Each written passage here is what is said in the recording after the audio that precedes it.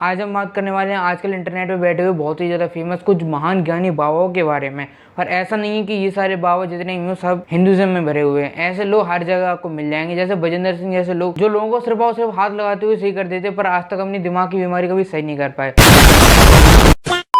और ऐसे और भी लोग हैं जिनकी आज हम मरम्मत करेंगे, तो आओ इनसे मिलें। श्री महान अनिरुद्धाचार्य जी महाराज। इनकी रील्स और शॉर्ट में मीम्स तुमने इतनी ज़्यादा देख ली होगी कि अगर इतनी नज़र किताबों में लगा देती तो मेरे ख्याल से इस बार जो स्कैम हुआ है जो नीट में बच्चों के साथ, वो सही में 67 बच्चे 720 मार्क्स ले आते नीट में। पर फिर भी ये इस टाइम पे इतने ज़्यादा फेमस सिर्फ इसीलिए नहीं है कि ये बहुत ज़्यादा अच्छी बातें करते हैं, बहुत ज़्यादा लॉजिकल बातें करते हैं, या फिर इन्होंने किसी को पैसे दे रखे हैं कि भैया तुम वीडियो वगैरह बनाओ, मेरे बारे में अच्छी अच्छी बातें करो, सबको बताओ मेरे बारे में। ऐसा बिल्कुल भी नहीं है। इनके बारे में कोई अच्छी और लॉजिकल बातें कर ही नहीं रहा है, क्योंकि इनको अच्छी बातों से और लॉजिकल बातों से नाता उतना ही है जितनी लोगों को लड़कों की मेंटल हेल्थ से।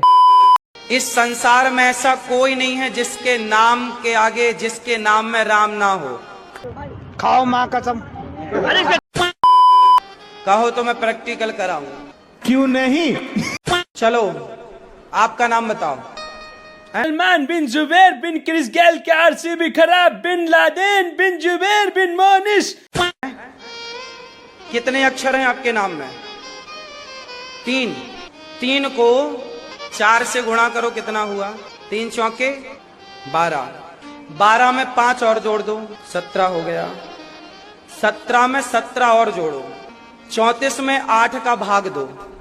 8 दूनी 16, 8 दूनी 16, 8 दिया 8 चौके, और 8 चौके कितना हो रहा है? 32। कितना शेष बचा? 2।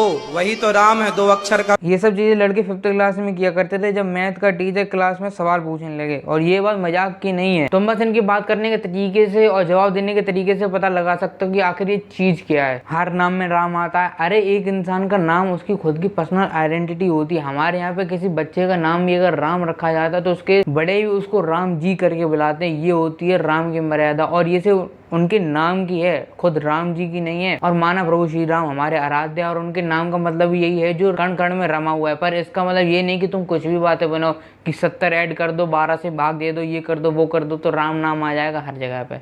ऐसा नहीं होता। ये बातें किसी नौसिखिया के मुंह से अच्छी लगती हैं। कम से कम उस गद्दी पे जिस पे बैठे हो उसका तो लिहाज कर लो, उसकी तो कम से कम इज्जत बचा लो। एक कथावाचक के रूप में बैठे हुए हो तुम, उसका भी थोड़ा सम्मान कर लो बाबा। कहते हैं भागवत जी में राधा का नाम नहीं है, राधा का नाम नहीं। जो भी कहता है गलत कहते हैं। लिखा हुआ है, मैं आपको श्लोक दिखा रहा हूं। भागवत जी के 8वें स्कंद के 10वें अध्याय में श्लोक नंबर 40 है। लिखा है उद्यतायुध दौरदंडई राधावंतो भटान मृधे। स्पष्ट लिखा गुरु जी। ऐसा है, नाश मत करिए।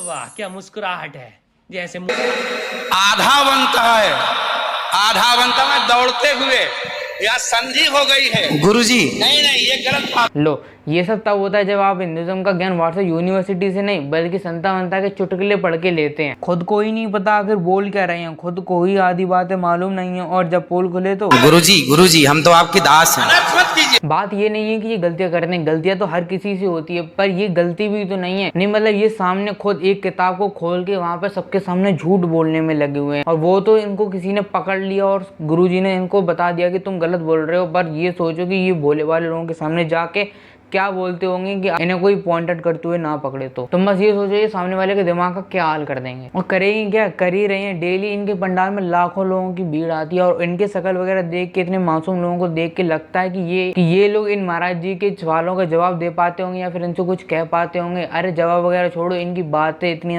इलॉजिकल होती है, बात करने का तरीका इतना 3rd ग्रेड होता है कि किसी की दम भी ना हो इनसे बात करने की। जैसे कि इसमें एक इंसान ने पूछा, एक आदमी हमसे बोला कि महाराज जी आप लोग गाय को माता कहते हो तो भैंस को बुआ कह सकते हो आप लोग? मैंने कहा तुमने अपनी माँ का दूध पिया है कि बहन का दूध पिया है? बोला माँ का पिया है। मैंने कहा दूध तो तुम्हारी बहन भी देती है, पर तुमने माँ का ही क्यों पिया है? भांजे हैं तो पिए ही होंगे, तुम भी लग जाते। ये तरीका है एक कथावाचक का, किसी भक्त का प्रश्न के जवाब देने का। हमें हमारे साथ दूसरों की इज्जत करना सिखाते हैं, किसी के प्रश्न का जवाब तर्क पर देना सिखाते हैं, और ये कौन सिखाता है वो मैं क्या ही कह सकता। और मैं ये नहीं कह रहा कि भाई मैं बहुत ज़्यादा जानता हूँ या इनसे ज़्यादा जानता हूँ, मैं बहुत बड़ा ज्ञानी हूँ, हर चीज़ की समझ है, ऐसा बिल्कुल भी नहीं है भैया। खताबाज है कहीं, इतने बड़े गुरुजी हैं, काफ़ी ज़्यादा लोग इनको मानते हैं, हमसे भी ज़्यादा काफ़ी ज़्यादा उम्र में, पर इतनी सब ज्ञान वगैरह का क्या फ़ायदा जब आपसे कोई इंसान प्रश्न करे और आप उसका तरीके से सामने वाले का सम्मान करके उसका जवाब तक ना दे सको। अब पता है इन्हीं सब चीज़ों की वजह से इनको लोग ट्रोल करते हैं, इनकी हालत इसी वजह से ऐसी ही होती है कि इनके ऊपर इतने ज़्यादा मीम बनते हैं, और ये कहीं ना कहीं ऐसे हैं भी क्योंकि ये डिजर्व करते हैं। और हर कोई ऐसा ही होता है ये मैं बिल्कुल भी नहीं कह रहा, खासकर हिंदुइज्म में तो एक आध ऐसे कुछ लोग होते हैं, बल्कि कुछ लोग तो बहुत ज्यादा ज्ञानी होते हैं, जैसे प्रेमानंद महाराज जी। क्योंकि तुमने आज तक कभी देखा है कि प्रेमानंद महाराज जी के ऊपर ऐसे कुछ भद्दे कमेंट या फिर कोई मीम वगैरह ऐसे कभी आज तक कभी बने हो? नहीं बनेंगे, क्योंकि उनकी ऐसी इमेज उन्होंने खुद बनाई है, उतना ज्ञान उनको है कि कैसे इंसान से बात की जाती। इसलिए ऐसे मीम वगैरह और ऐसी उल्टी सीधी बातें तुमने आज तक कभी उनके बारे में नहीं सुनी होंगी। अरे सुननी क्या, कोई करता भी क्यों होगा, क्योंकि हर कोई इनकी बहुत ज्यादा इज्जत करता है। और हर कोई का मतलब हर कोई, चाहे फिर वो क्रिश्चियन हो या फिर कोई मौलवी हो या फिर कोई नियंग सिंह जैसे भी लोग होते हैं, आशीर्वाद लेते हैं, इनके ज्ञान लेते हैं, ऐसे बहुत ज्यादा लोग होते हैं और इन्हीं की लोग इज्जत करते हैं, इन जैसे लोगों की नहीं। और ये सब इसीलिए होता है क्योंकि उनको मालूम है कि अपने आप को लोगों के सामने कैसा रखा जाता है। उनकी कही हुई एक वाणी में इंसान को ज्ञान दिख जाता है, इसीलिए उनकी इंसान इज्जत भी करता है। और ये तरीका इनका लोगों से बात करने का। अब लोग कहेंगे भैया वृद्धाश्रम चला रहे हैं, भंडारे करा रहे हैं, लोगों को ये कर रहे हैं, वो कर रहे हैं। भैया इनकी कभी संपत्ति जाके देखना करोड़ों में है, वो भी डिक्लेयर है, और अनडिक्लेयर ना जाने कितनी होगी। और ये अपने खुद के रुपए से नहीं कर रहे, अपने रुपए से ये क्या क्या करते हैं सोशल मीडिया पे जाके देख लेना, इस पे भी बहुत ज्यादा मीम बने हुए हैं। और जितने भी वृद्धाश्रम वगैरह चल रहे हैं, लाखों लोग आते हैं और लाखों लोग करोड़ों दिन का चंदा दे के जाते हैं इनके पास, और उसमें से भी कुछ ही इस्तेमाल होता है, बाकी न जाने कहाँ चला जाता है। उस पर मैं कमेंट करना नहीं चाहता, पर फिर भी